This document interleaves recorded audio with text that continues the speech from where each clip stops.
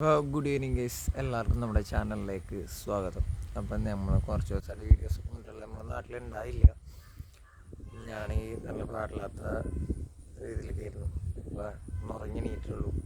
ഞാൻ നിങ്ങളിലേക്ക് ഇന്ന് എത്തിക്കുന്നത് ഒരു എന്താ പറയുക, ഒരു പുരാതനമായ ക്ഷേത്രത്തെക്കുറിച്ചാണ്. അപ്പം എന്താണെന്നുള്ളത് ഞാനിപ്പോൾ കാട്ടിത്തരാം. ഓക്കെ,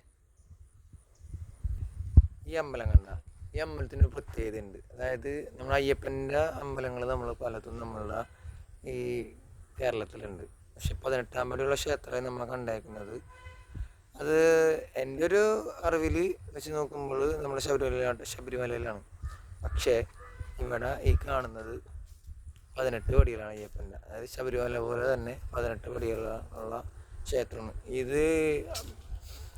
ലോക്ക് ചെയ്തേക്കാണ് 18ാം പടി. അതായത് സ്ത്രീകളുടെ ശബരിമലയായിട്ടാണ് അറിയപ്പെടുന്നത്.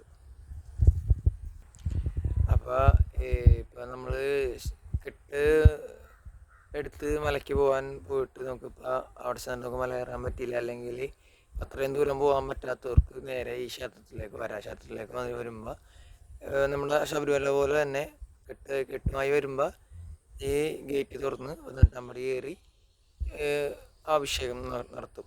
അത് ശബരിമലയിൽ എങ്ങനെയാണ് അതേപോലെ തന്നെയാണ് ഇതും. മനസ്സിലായില്ലേ? അത് കഴിഞ്ഞാൽ ലോക്ക് ചെയ്യും. ഇതിൽ നമുക്ക് പ്രവേശനമില്ല. ഇരുമുടി കെട്ടുമായി വരുമ്പോൾ മാത്രം നമുക്ക് ഈ പടി ഓപ്പൺ ചെയ്ത് കൊടുക്കുള്ളൂ. മനസ്സിലായില്ലേ? ഇപ്പോൾ 18 പടികളുള്ള അയ്യപ്പൻ്റെ അമ്പലങ്ങൾ ശബരിമലയിലും പിന്നെ ഞാൻ കണ്ടേക്കുന്നത് ഇവിടെയാണ്. ഇത് വരുന്നത് മുറ്റിച്ചൂർ, അതായത് തൃശ്ശൂർ ജില്ലയിൽ മുറ്റിച്ചൂർ ഗ്രാമം, തട്ടയാറ് കുറച്ച് കിഴക്കോട്ട് പെരിങ്ങോട്ടര വരുമ്പോൾ ഉള്ള ഒരു മുറ്റിച്ചൂർ എന്ന് പറയുന്ന ഗ്രാമത്തിലാണ് അയ്യപ്പൻ്റെ അമ്പലമുള്ളത്. മനസ്സിലായില്ലേ? അപ്പം ഇതുപോലുള്ള അമ്പലങ്ങൾ വളരെ കുറവാണ്. മനസ്സിലായില്ലേ? ഇതിന് അത്യാവശ്യം നല്ല പഴക്കമുള്ള അമ്പലമാണിത്. 1000 വർഷത്തിലെ പഴക്കം ഈ അമ്പലത്തിനുണ്ട്. ഇത് കൊച്ചിൻ ദേവസ്വം കീഴിലുള്ള അമ്പലമാണിത്. മനസ്സിലായില്ലേ?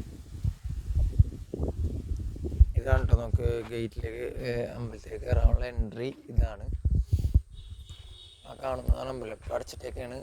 ഇതിൻ്റെ ടൈം എന്ന് പറഞ്ഞു കഴിഞ്ഞാൽ രാവിലെ 6 മണി ടു 9:30, വൈകിട്ട് 5:30 ടു 7:30. ആ കാണുന്ന അമ്പലം.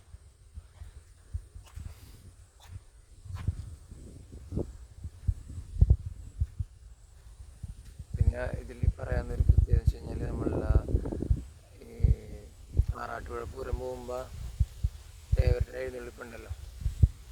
അപ്പോൾ ഇവിടെ വന്ന് തേവർ മടങ്ങിയിട്ട് പോവുള്ളൂ. അയ്യപ്പനെ മടങ്ങിയിട്ട് പോവുള്ളൂ.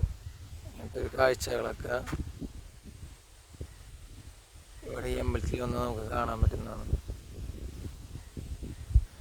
അപ്പോൾ നമ്മുടെ വീഡിയോ ഇഷ്ടപ്പെട്ടെങ്കിൽ ഇതുപോലുള്ള നല്ല നല്ല ഐതിഹ്യങ്ങളുള്ള അമ്പലത്തിലെ കഥകളും നല്ല നല്ല നമ്മൾ സുഹൃത്തുക്കളുണ്ടാക്കുന്ന നല്ല നല്ല ഫുഡും റെസിപ്പീസും ഒക്കെ ആയിട്ട് ഞാൻ നിങ്ങളുടെ മുമ്പിൽ വരുന്നതാണ്.